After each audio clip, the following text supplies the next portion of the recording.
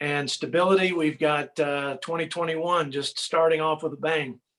You know what? I trust me, I'm right there with you, man.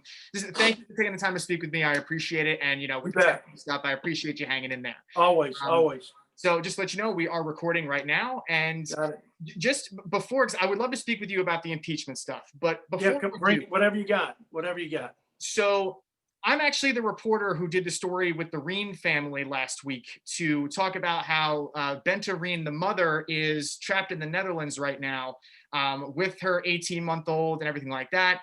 And she told me the other day that, and when I was texting her, that you had reached out to her and are trying to help out with her situation. And I'm just wondering, what was that conversation like, and what does it mean to be able to try and help someone in that situation? Well, we have lots of situations like this. In fact, I was receiving calls and text about a similar problem for a family that needs to return to Texas. But this is most people, when they think about my job, think about legislation. And they think about the things that go on in Washington and in the chamber of the House of Representatives. But a lot of my job is cutting through the bureaucracy and troubleshooting for my fellow West Texans who can't seem to navigate the bureaucracy to get something done. And in some cases, it's as serious as an elderly person on a fixed income who can't get their Social Security check. It's as serious as a veteran who needs to get in to see a doctor, maybe even with a life-threatening situation, but can't get in. And then in some cases, you've got people or family members who are trying to return home, and because of COVID protocols or whatever, they're having a difficult time. So sometimes we're successful. I'd say probably 65 to 70% of the time, we are successful on behalf of our citizens and my constituents. And then sometimes we just can't help them, unfortunately. But boy, do we try hard. And our mantra is that we treat every constituent that calls with a problem as if it were our brother or sister or son and daughter or our family member. And we work with that passion and we work with that level of commitment to try to resolve it for them as best we can.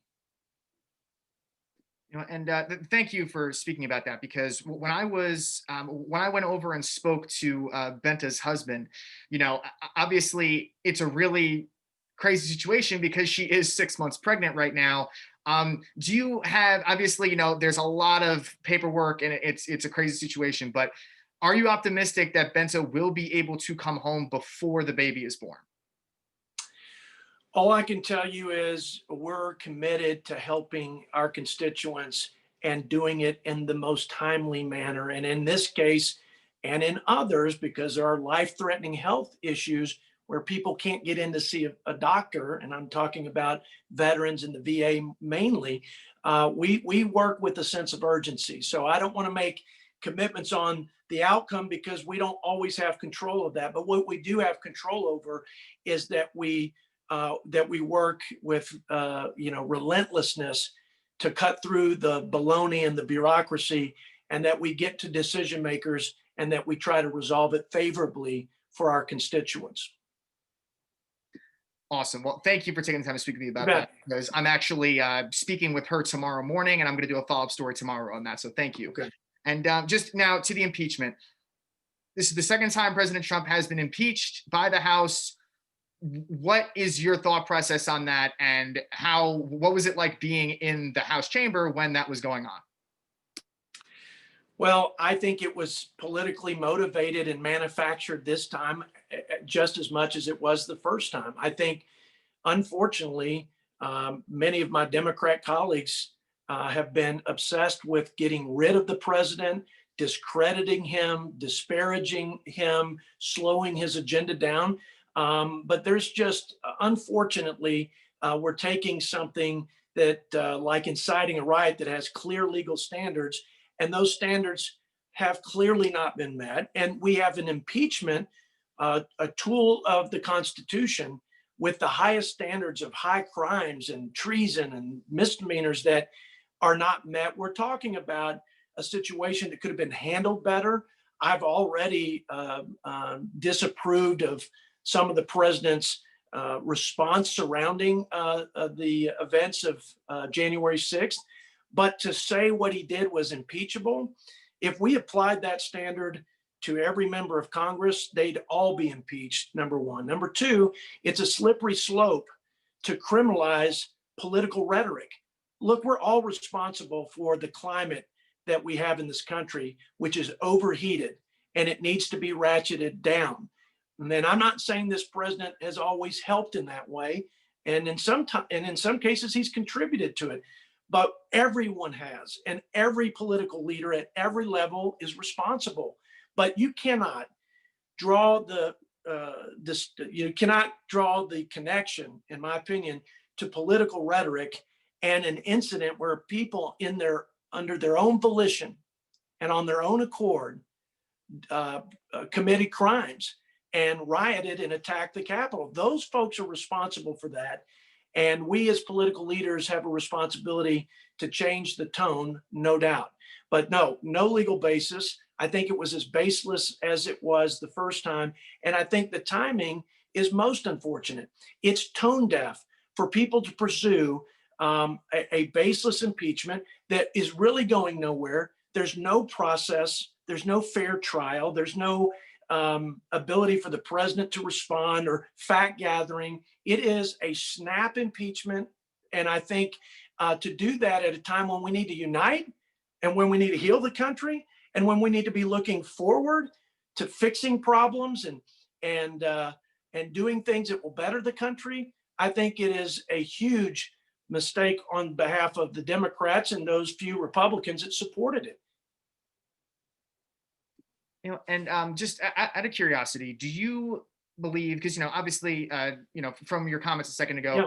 President Trump has not always handled situations like this in the most delicate way, to put it like that. And do you think that his comments either before or after in any way, shape, or form, do you think that he is responsible for anything that took place on January 6th?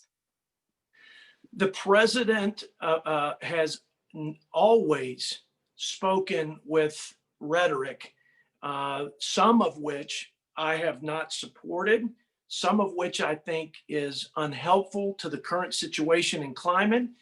And then there was the response to the events and surrounding the events that I thought was not as strong and forceful and meaningful as it should have been. But that is far from saying or laying at the feet of this president what criminals did to perpetrate violence in their attack on the Capitol. So if we ever criminalize political rhetoric, we're all in trouble. I think that is a violation of the Constitution. But I also think it's a horrible precedent to set where you're going to go around with a censor police on every politician. I've heard Democrat leaders egg on the riots that we've had for several months. If you want to talk about the climate and conditions for what happened at the Capitol, you had way too many leaders in our country, and most of whom are on the Democrat side, who did not condemn what was happening in Portland, Seattle, Kenosha, Atlanta, and cities across the country. We get what we tolerate, and it was clearly being tolerated. Not only that, but many just poured gasoline on the fire with their rhetoric. And you had Kamala Harris, our vice president-elect, raising money to bail out those criminals that were arrested in those riots. So there is enough responsibility and accountability to go around. We all need to set the right tone. You can fight for your principles. You can fight for what you believe is right. You can defend and protect those dearly held beliefs without personal attacks and without a tone that has just made governing very difficult and dysfunctional, and also deepen the divides in our country. So I think you can be a leader that fights without having to do that, but that cannot be put on the shoulders or laid at the feet of any one political figure. President Trump has never been one that has claimed to bring civility to Washington. He claimed to shake it up. He claimed to deliver on his promises, to stand up for what he thought was right, to fight for what was right. And I think he accomplished so much that was good for this country. It's unfortunate that we're now focusing, and some of this is his responsibility. We're focusing on, the events that happened at the Capitol, and his poor or less than adequate response. It's unfortunate because there were some historic achievements that helped our country move forward and made our nation safer, stronger, and freer. And for that, I think every American ought to be grateful. Okay, and in terms of now, if my knowledge is correct on this, you did oppose the election results from the Electoral College on the day that everything happened. And did that happen in the morning before the insurrection took place, to clarify that? Well, we had the first state that was in question for me and many. My objections were not based on fraud. They were based on states that changed election laws outside of the state legislature. So I had a constitutional rationale, and that breach was my reason for objecting. But we were in the middle of debating the first state that had that issue, and it was around noon when the chaos and mayhem ensued, and then we had to, hours later, restart those proceedings. Okay, yeah, I just wanted to clarify that because just knowing everything that took place on the 6th and knowing how numbing and chilling of a moment that was, just for American history in general, with everybody watching, there were a lot of Republicans who ended up changing their minds towards the later in the evening, obviously, as things had continued to develop throughout the day. At any point in time throughout the day, did you change your perspective on your position when it came to the election results from that standing that you just explained? Or, do you still believe that there was stuff that happened that needs to be accounted for? It's a great question. I found it unfortunate, and I know the motive was pure, when some of my colleagues changed their vote to object. I think that has the appearance of being connected to politics or in support of President Trump. My convictions and the reason for my objection was based on the constitutionality of some of the electoral votes in some of the states.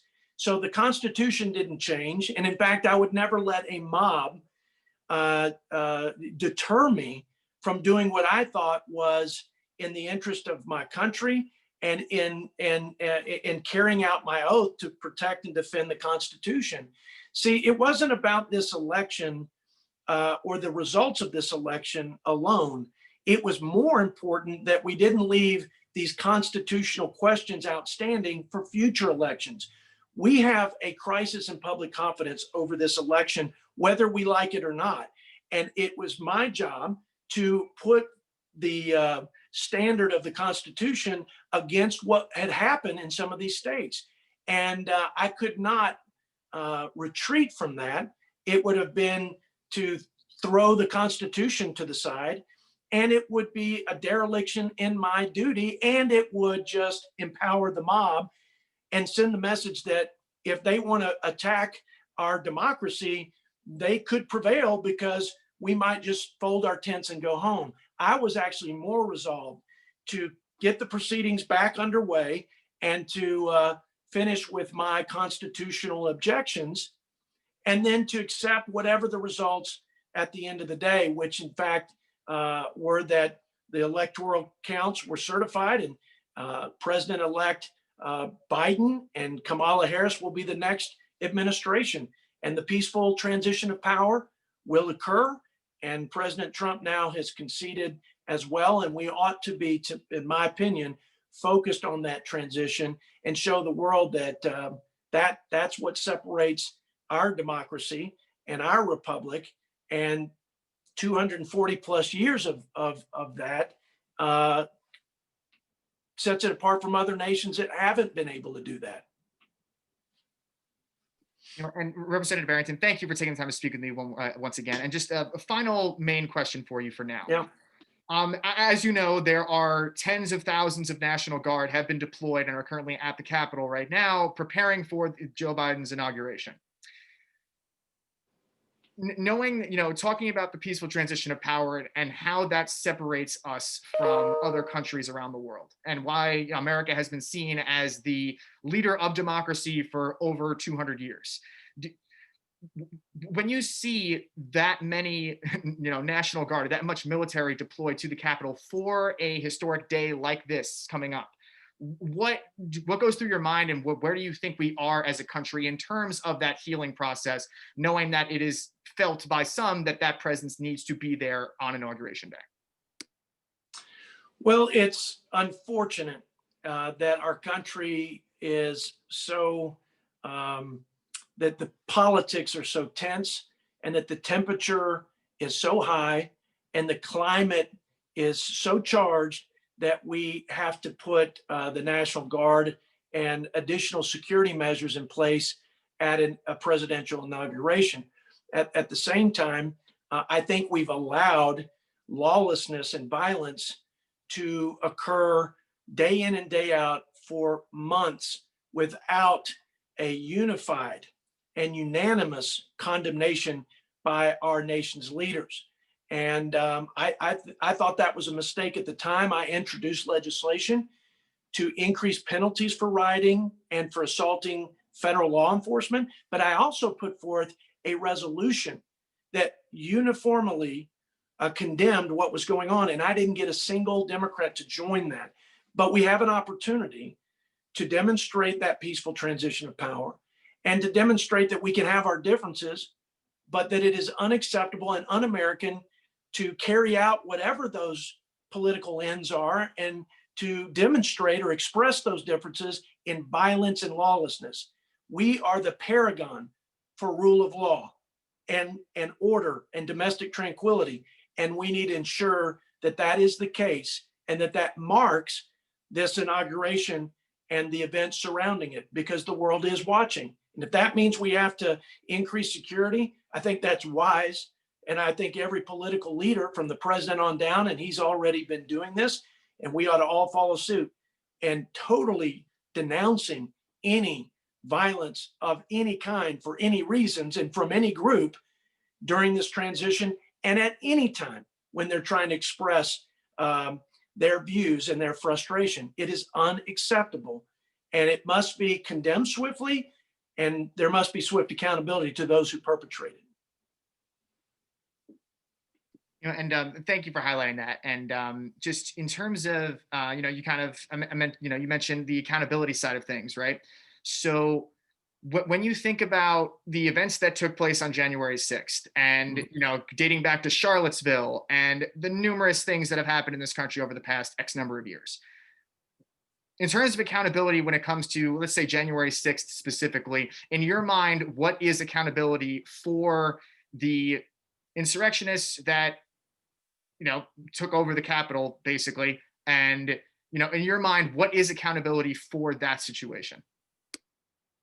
Well, I think that accountability is really on a couple of fronts. You have to prosecute these criminals, and that's what they are, to the fullest extent of the law.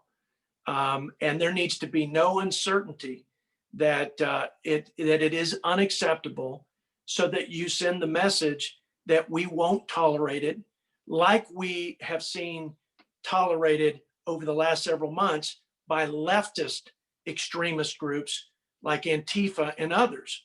We can't do it. It's all got to stop, and it's got to be condemned on both sides of the political spectrum, ideological spectrum. This cannot be a partisan issue. This is an issue that is about our country and its best interest.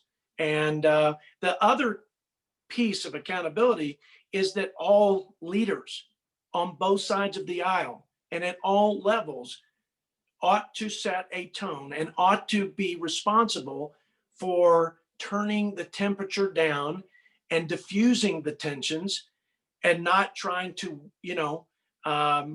not deepening the divide in this country by what they say, by how they say it. And I don't disagree with that sentiment when my colleagues bring it up. It's not an impeachable issue. It's not a inciting rioting and insurrection issue. It's a leadership issue that we all have to own, and we all have to be accountable for, or things will get worse, and we won't be able to keep the union together and give our children a country that they can be proud of, and one that they can have some hope that they'll have the liberties and opportunities we have because their leaders are mature enough and their love for their country is greater than the politics of the moment. And that's certainly the tone and message, and that's certainly what I'm trying to do, to lead by example. All right. Once again, Representative Arrington, thank you so much for taking the time. And You just bet. a final thing, is there anything else you want anybody to know that you feel like you need to say, whether it has to do with the impeachment or anything that we might have discussed today that you think is important? Well, I want my fellow West Texans to know that I condemn the violence at the Capitol. I've been condemning the lawlessness and riots that have occurred across the country. There's no room for this on either side of the aisle, either side of the political spectrum, and that all leaders must come together as Americans to condemn it. And I have done so because I believe it is a horrible thing for this country. I would also say that impeachment is a standard that is intentionally high, and legal standards for rioting are very clear and specific. And there is no basis for those things. And if we continue to weaponize impeachment, if we continue to politicize our authority as members of Congress in oversight or in any role, we're just going to ruin the chance of being able to govern the country for the foreseeable future. And that's unacceptable to me. Representative Arrington, thank you so much. I really do appreciate it. I enjoyed it. Thank you.